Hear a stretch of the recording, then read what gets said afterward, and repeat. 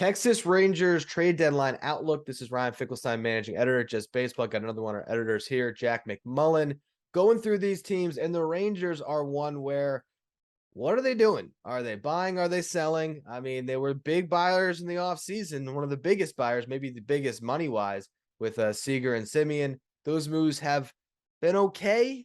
Seager maybe a little more than Semien. I don't know where they're at here, because when you make that much of a financial commitment, there's kind of that onus to keep doubling down. But I mean, the Rangers are winning the World Series this year. So what are you doing here?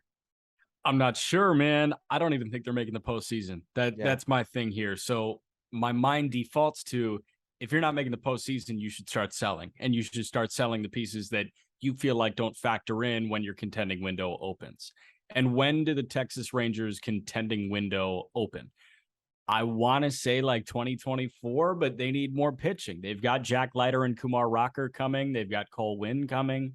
They've got pitching prospects. But if you've been watching this team at all this year, you know they can swing it a little bit, and they just paid massive money, $500 million to the middle infield.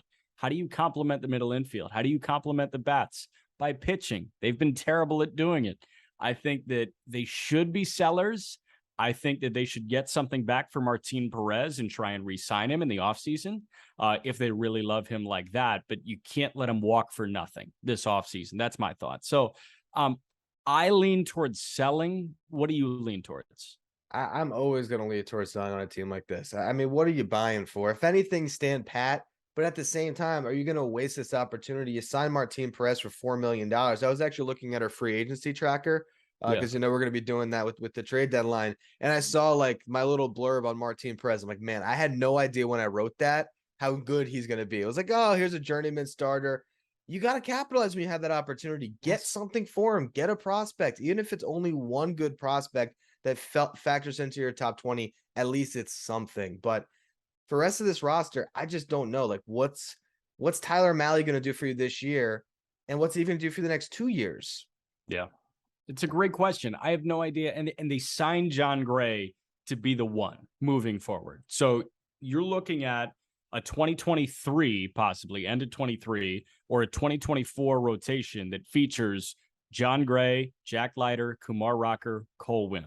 Yeah. That works for me. I don't think you need to add Tyler Mahle into that. I think that you have a nice path here.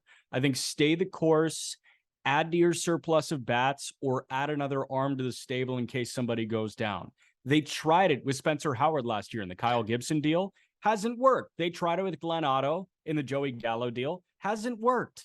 Try again. That's my big thing there. You can never try too many times. And we know prospecting, it's a crapshoot. There are guys like Jurickson Profar. He was the unanimous top prospect in baseball. Sometimes they turn out like Joe Mauer. Sometimes they turn out like Jurickson Profar.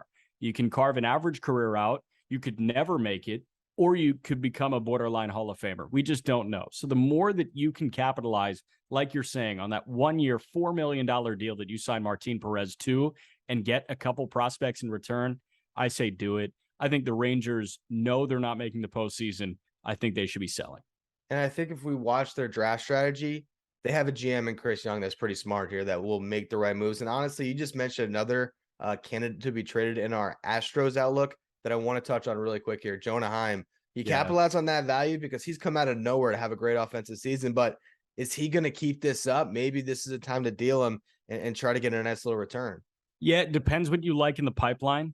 Depends what you like down on the farm in the catching department. Sam Huff is a very, very talented catcher.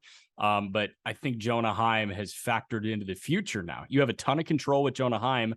I think the smart thing would be to hold him unless you have an offer come to you that you cannot refuse. And I mentioned it in the Astros offseason outlook.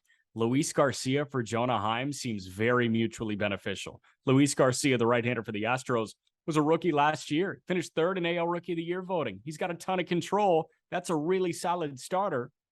If you're going to get a starter that factors into at least 2 years of your perceived window, you can deal Jonah Heim.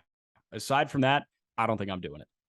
Yeah, but I think the Rangers will probably be pretty quiet at this deadline, but Martin Perez seems like the clear guy that should be moved. And again, just based on Chris Young, I imagine he will be moved.